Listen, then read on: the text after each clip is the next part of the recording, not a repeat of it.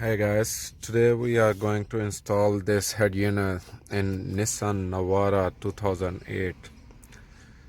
The dimensions of this head unit is 178 mm by 100 mm, and I think that's the standard size for all Nissans out there, and it should be a perfect fit. That's what I'm guessing.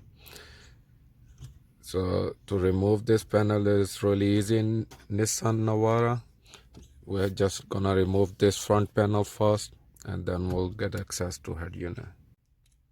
So there's 4 connectors holding the front panel here. 1, 2, 3, 4.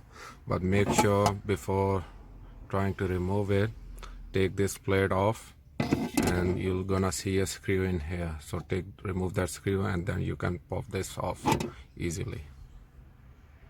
And then there is 4 screws here.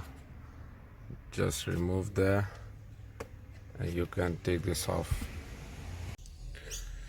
So that's our final installation of car stereo in Nissan Navara, and seems like fitting is really perfect in there.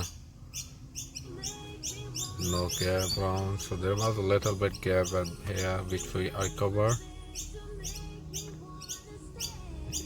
using black silicone.